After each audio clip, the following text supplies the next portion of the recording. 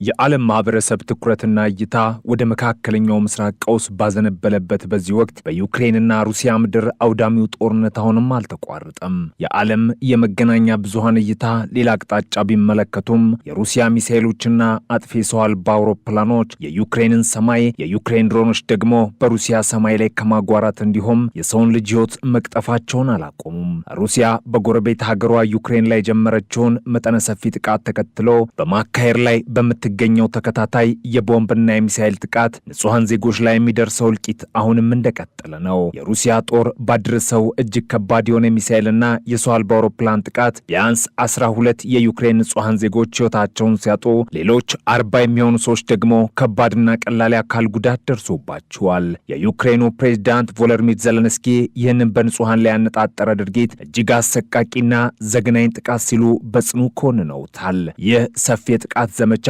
በሀገራቱ መካከል የተጀመረው ጦርነትን ተከትሎ የሩሲያ ኃይሎች የዩክሬንን መሰረተ ልማት ለማውደምና የህዝቡን ስነ ልቦና እንዲሁም የትግል ሞራል ለመስበር በማሰብ ተከታታይ የቦምብ ድብደባዎችን ሲያካሂድ ቆይቷል። ዩክሬንም በአንጻሩ ሩሲያ ለጦርነት ትጠቀምባቸዋለች ብላ የምታስባቸውን የኢኮኖሚ መሰረተ ልማቶች እያወደመች በሩሲያ ላይ ከባድ የፋይናንስ ቀውስ ማስከተሏን ቀጥላለች። የተባበሩት መንግስታት ድርጅት ያወጣው መረጃ እንደሚያመለክተው ጦርነቱ ከጀመረበት ጊዜ አንስቶ እስካሁን ባለው ጊዜ ውስጥ ከ16000 በላይ የዩክሬን ዜጎች ሕይወታቸውን አጥተዋል። የቁጥር የጦርነቱን አስከፊነትና በሰላማዊ ማህበረሰብ ላይ እያደረሰ ያለውን ከፍተኛ የሰብአዊ መብት ቀውስ በግልጽ የሚያሳይ ነው። ትናንት ሰኞ የተቃጣው ጥቃት በዋናነት በርካታ የዩክሬን ከተሞችን ኢላማ ያደረገ ነበር።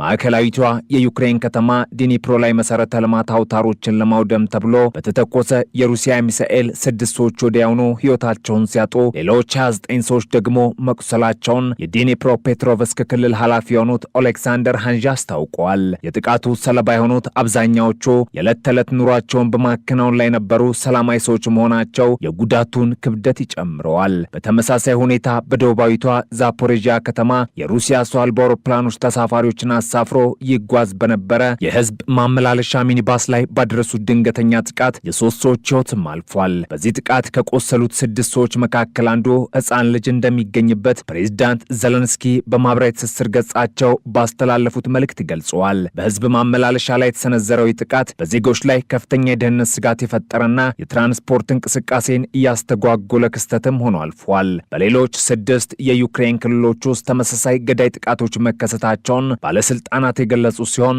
ስለነዚህ ተጨማሪ ጥቃቶች ዝርዝር መረጃ ወዲያውኑ ሊወጡም አልቻሉም። የሩሲያ ጥቃቶች በሕይወት ላይ ካደረሱት አሳዛኝ እልቂት ባሻገርም በዩክሬን የኢኮኖሚና የማህበራዊ እንቅስቃሴ ላይም ከፍተኛ የሆነ መስተጓጎልም ፈጥረዋል። በ8 የዩክሬን ክልሎች ውስጥ የሚገኙ በርካታ ነዋሪዎች በተፈጸሙት የሩሲያ ጥቃቶች ምክንያት ያለ ኤሌክትሪክ ኃይል አቅርቦት በጨለማ ውስጥ ለመቆየት ተገደዋል። ሀገራቱ በተለያዩ ጊዜያት መሰረተ ልማት ላይ የሚያደርሱትን ጥቃት እያጠናከሩ ሲሆን ይህም ከጥቃቶች የሚተርፉ ነዋሪዎችን በኢኮኖሚ እያደቀቀና ለጨለማ እየዳረጋቸውም ይገኛል። የተለያዩ የጤና ተቋማትም ቢሆኑ አገልግሎት ለመስጠት ፈታኝ እንደሆነባቸው የተለያዩ ዓለም አቀፍ መገናኛ ብዙሃን እየዘገቡ ይገኛሉ። ይህንን ተደጋጋሚ ጥቃት ተከትሎ ፕሬዝዳንት ቮሎዲሚር ዜሌንስኪ አውሮፓውያን አጋሮቻቸው የዩክሬን የአየር መከላከያ አቅም ለማሳደግና የሩሲያን የባለስቲክ ሚሳኤሎች ለማክሸፍ የሚያስችል ድጋፍ እንዲያደርጉ የሚያቀርቡትን ተማጽኖ አጠናክረው ቀጥለዋል። ፕሬዝዳንቱ በንግግራቸው ህዝቦቻችን ከነዚህ አይነት አሰቃቂ ጥቃቶች የላቀ ጥበቃ ሊደረግላቸው ይገባል፣ ከምንም በላይ ደግሞ የጸረ ባለስቲክ አቅም ያስፈልገናል። አውሮፓ የራሷን የጸረ ባለስቲክ መከላከያ ማለትም የራሷን ስርዓቶችና ሚሳኤሎች በማልማት ረገድ በተቻለ መጠን ንቁ ተሳትፎ ማድረጓ እጅግ አስፈላጊ ነው ሲሉ ጥሪም አቅርበዋል። ይህ የዜሌንስኪ ጥሪ ዩክሬን የዜጎቿን ሕይወት ለመታደግ ዘመናዊና አስተማማኝ የሆነ የአየር ላይ መከላከያ ቴክኖሎጂ እንደሚያስፈልጋት በግልጽ የሚያሳይ ነው። በጦርነቱ አጠቃላይ ሂደት ውስጥ በቅርብ ወራት ግሉህ የሆኑ ለውጦች እየታዩም ይገኛሉ። ምዕራባውያን ባለስልጣናትና ወታደራዊ ተንታኞች እንደሚያስረዱት ዩክሬን እያሰፋች የመጣቸው የሰው አልባ አውሮፕላን ጥቃት በሩሲያና በሩሲያ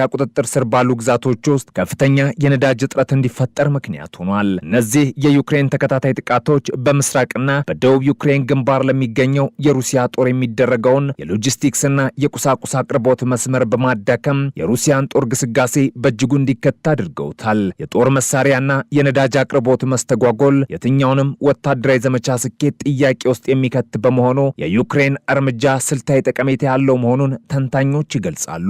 በተለይም ዩክሬን በሰው አልባ አውሮፕላን ምህንድስና ዘርፍ ያሳያቸው የፈጠራ ችሎታና ፈጣን እድገት በጦርነት ውስጥ ልዩ ብልጫ እንድታገኝ አስችሏታል። የቴክኖሎጂያዊ መሻሻል ዩክሬንን በድሮን ወታደራዊ አጠቃቀም በዓለም ቀዳሚ ከሚባሉ ሀገራት ተርታ እንድትሰለፍ አድርጓታል። ከዚህ ቀደም ከውጭ ሀገራት ወታደራዊ ድጋፍንና የጦር መሳሪያዎችን ስትለምን የነበረችው ዩክሬን አሁን ላይ የደረሰችበትን የቴክኖሎጂ አቅም በመጠቀም ለሌሎች አጋር ሀገራት ሳይቀር እገዛ ማድረግ ወደምትችልበት ደረጃ ተሸጋግራለች። ይህ የዩክሬን ቴክኖሎጂያዊ ስኬት በጦር ሜዳ ላይ ያለውን የኃይል ሚዛን በመቀየር የራሱን ጉልህ ሚና እየተጫወተም ይገኛል። የሩሲያው ፕሬዝዳንት ቭላድሚር ፑቲን በበኩላቸው ዩክሬን በሩሲያ የነዳጅ ማጣሪያና ማከማቻ ተቋማት ላይ እያደረሰች ያለው የረዥም ርቀት የሰው አልባ አውሮፕላን ጥቃት በሀገራቸው ውስጥ የነዳጅ አቅርቦት እጥረት መፍጠሩን በይፋ አምነዋል። ይህ የነዳጅ እጥረት በሩሲያ ሕዝብ ዘንድ ከፍተኛ የሆነ ቁጣንና ብስጭትን እየቀሰቀሰ ሲሆን ዜጎች ተሽከርካሪዎቻቸውን ነዳጅ ለመሙላት በነዳጅ ማደያዎች አካባቢ ለረዥም ሰዓታት በሰልፍ ለመቆም ተገደዋል። የኢኮኖሚው ዋነኛ እንቀሳቃሽ በሆነው የነዳጅ ዘርፍ ላይ የተፈጠረው ችግር ጦርነቱ በራሷ በሩሲያ ማህበራዊና ኢኮኖሚያዊ ሕይወት ላይ እያሳደረ ያለውን ተጽዕኖ በግልጽ የሚያንጸባርቅ ነው። ይሁን እንጂ ፕሬዝዳንት ፑቲን ወረራውን ለማቆም ሲሉ ምንም አይነት የድርድርም ሆነ የፖለቲካ ማላላት እንደማያደርጉ አቋማቸውን አንጸባርቋል። ያጋጠማቸውን የነዳጅ እጥረትና የወታደራዊ አቅርቦት ችግር ጊዜያዊ ማነቂያዎች ሲሉ የገለጹት ፑቲን ምንም እንኳን እነዚህ ተግዳሮቶች ቢኖሩም